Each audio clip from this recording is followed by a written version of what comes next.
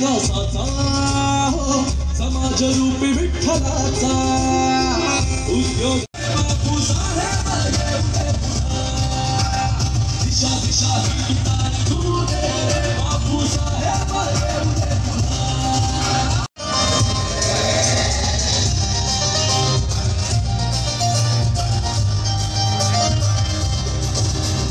जनतेसाठी झुंजला गो जनतेसाठी झटला रे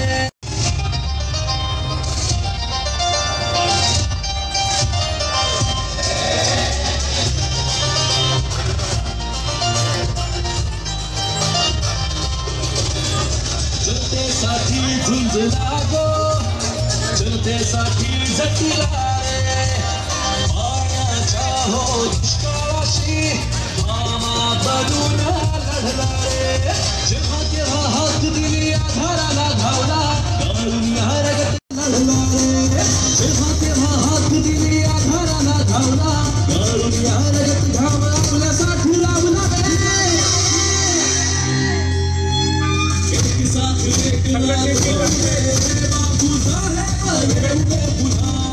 संघटनेतील आमचे सहकारी दीपक भाऊ साठे यांचे अरे 4-6 जण म्हणून कसं जमणार आहे मागपर्यंत लोक बघायला आले का खरंच बापूसाहेबांवर प्रेम करतात हे मला बघायचे रामकृष्ण हरी सगळ्यांचा हात जवळ वर होत नाही ना रामकृष्ण हरी माग या कोपऱ्यातल्यांचं काय भानगड आहे रामकृष्ण हरी रामकृष्ण हरी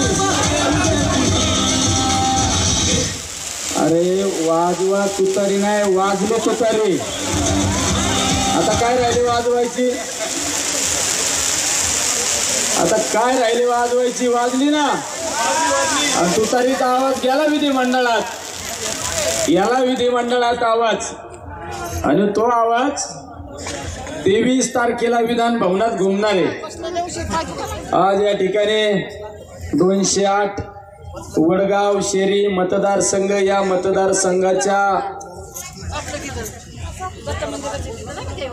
आपले सर्वांचे महाविकास आघाडीचे उमेदवार आदरणीय बापूसाहेबजी पठारे यांच्या प्रचारार्थ या ठिकाणी ही परिवर्तन सभा पण ही परिवर्तन सभा नसून ही खऱ्या अर्थाने ही विजय सभा आहे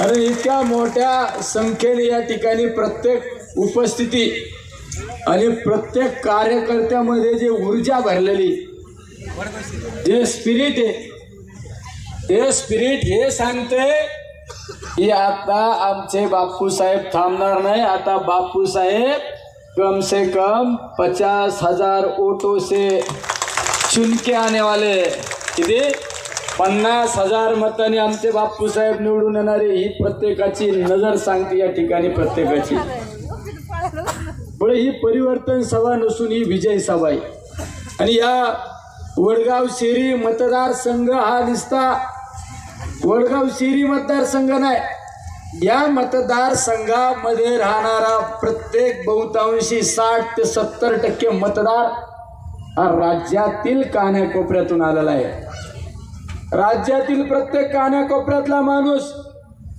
कामाधंद्याच्या निमित्ताने व्यवसायाच्या निमित्ताने नोकरीच्या निमित्ताने वडगाव शेरीमध्ये येतो आणि त्या प्रत्येकाला आधार केंद्र म्हणून एकच नाव सर्वांसमोर येतं संकट समय ते म्हणजे बापूसाहेब तुकाराम पठारे अरे बापूसाहेबांचं घर म्हणजे प्रत्येकाचं एक आधार केंद्र आहे प्रत्येकाला रात्री अपरात्री अडचण आल्यानंतर आपल्या आई वडिलांनंतर कोणाची आठवण होत असेल ती म्हणजे आदरणीय बापूसाहेबांची आठवण होती कारण या मतदारसंघाचं आणि माझं एक वेगळं नातं आहे कारण या मतदारसंघामध्ये कमीत कमी 20 ते 25% लोक माझ्या नगर जिल्ह्यातली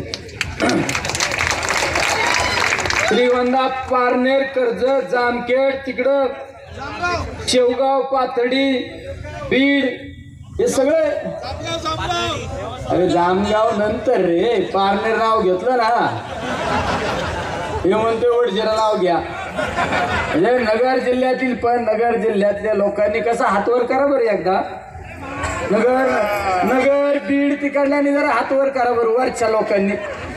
आता लय मोठेपणाने हातवर केला ना, आता तुमच्यावर जबाबदारी. तिकडं लेट आलं तरी चालेल, पण आधी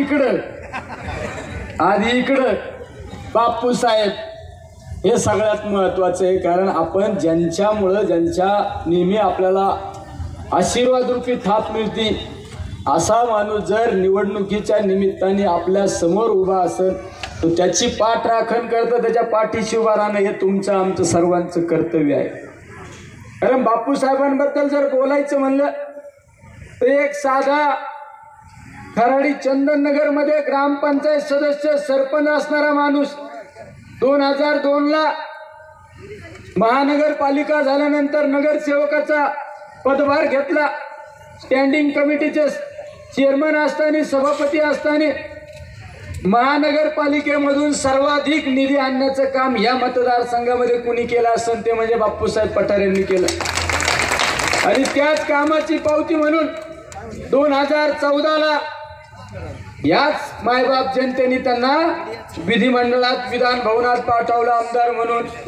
आणि त्या आमदारकीच्या कालखंडामध्ये या खराडीचा खऱ्या अर्थाने चेहरा मोहरा बदलवण्याचं काम कुणी केलं असेल तर आदरणीय बापूसाहेब पठार यांनी केलं असेल.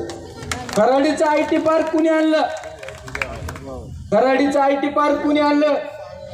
बापूसाहेबांनी आणलं. या ठिकाणचं क्रीडा संकुलन कुणी आणलं? बापूसाहेबांनी आणलं. या ठिकाणचे रस्ते कुणी केले? बापूसाहेबांनी केले.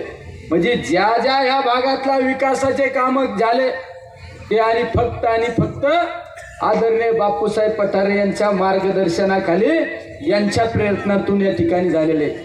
प्रत्येक गल्ली बोळात, प्रत्येक घराघरापर्यंत शासनाच्या निधी पोचवण्याचं काम केलं, शासनाच्या विविध योजना पोचवण्याचं काम केलं असेल ते म्हणजे आदरणीय बापूसाहेबांनी केलं.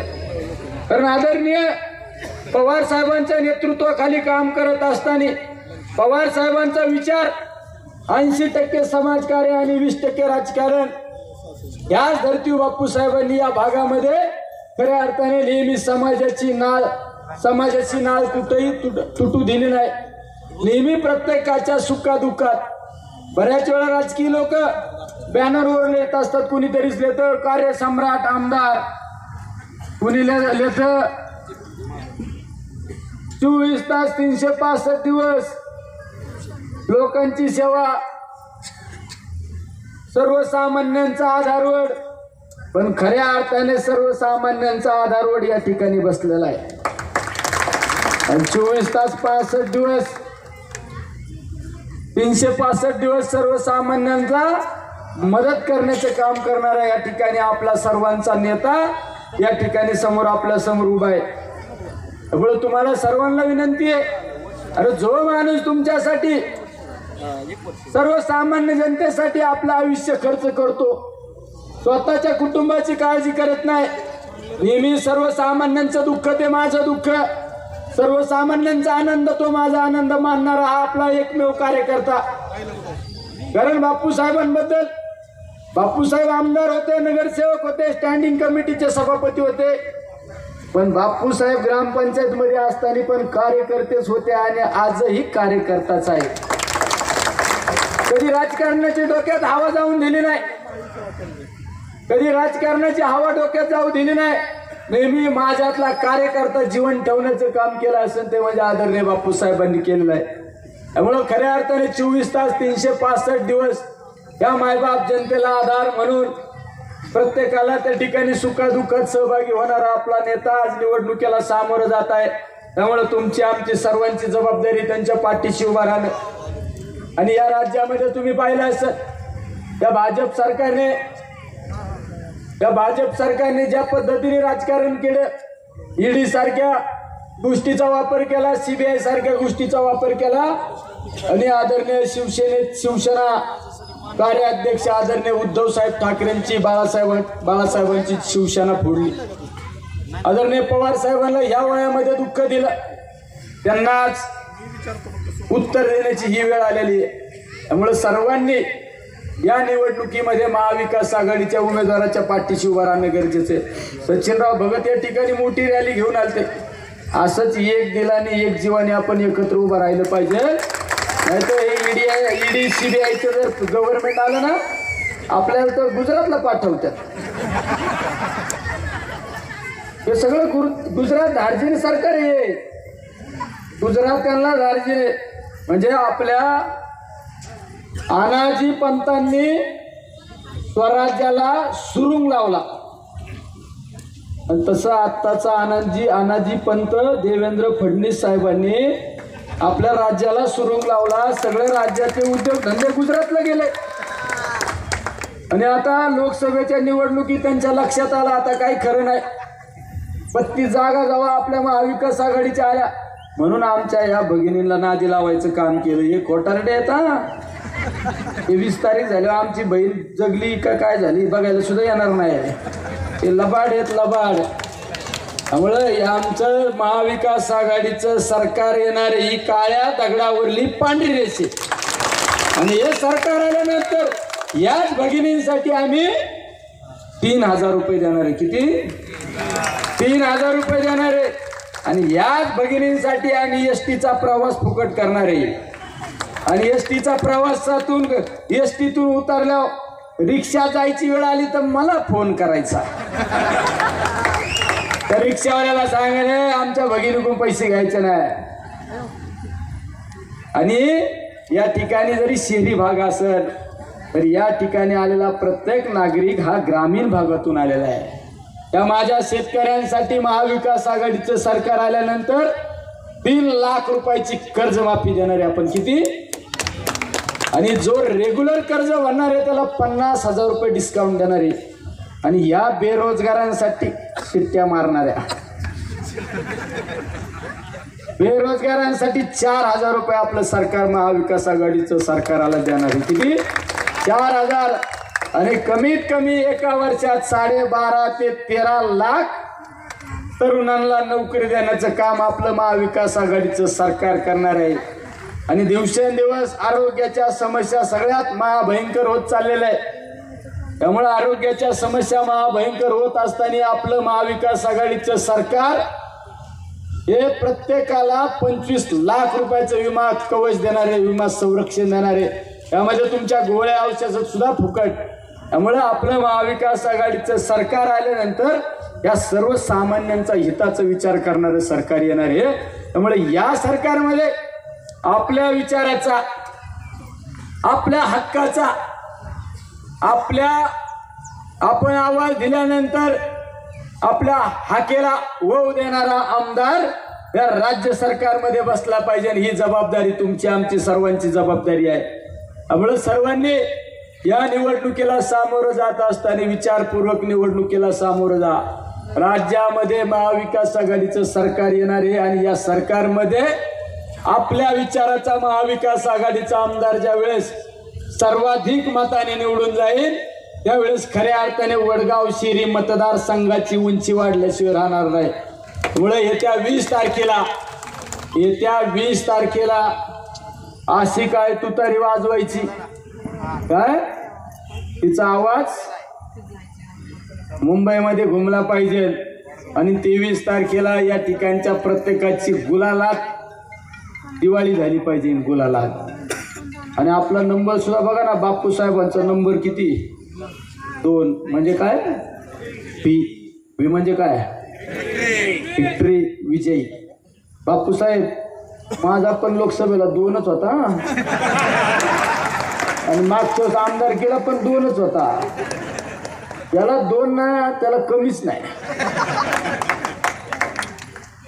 थोडं बापू साहेबांची खून आहे 2 नंबरची खून लक्षात ठेवायची. आणि कुणीतरी सांगितलं पिपाणीवाला उभा केलाय. आता लोक हुशार आहे बापू साहेब. पिपाणी नाही मिळाली ना तुमच्या नावाचा उमेदवार हे रडीचा डावे. त्याच्यातूनच समजून घ्यायचं निवडणुकीत काय. त्यामुळे येत्या 20 तारखेला अशी काय आपली तुतारी वाजवायची तिचा आवाज विधिमंडळात पोहोचला पाहिजे. आणि 23 तारखेला आपली सर्वांची गुलालात दिवाळी झाली पाहिजे. आणि पुढच्या 2 दिवसामध्ये विधान भवनामध्ये असा एकच आवाज घुमला पाहिजे वडगाव शिरी मतदारसंघाचा, मी बापूसाहेब तुकाराम पठारे ईश्वर साक्ष शपथ घेतो की कायद्याद्वारे स्थापित केलेल्या इंग्रजी नाही, इंग्रजी फक्त मी दिल्ली, कारण दिल्लीत ऐकणारा, दिल्ली म्हणजे देशाची राजधानी. तर केरळचे माणसं पण शपथविधी ऐकतात. आपण संसदेत काय मानतो, केरळचे ऐकतात, तमिळनाडूचे ऐकतात, कर्नाटकचे पण ऐकतात, पण इथं ऐकणार हा महाराष्ट्रातला आहे. त्यामुळं बापूसाहेबांनी हा वडगाव शिरीचा आवाज, जो दबलेला आवाज आहे, तो त्या विधान भवनामध्ये घुमला पाहिजे. हीच या ठिकाणी सद्भावना व्यक्त करतो. थांबतो. रामकृष्ण हरी.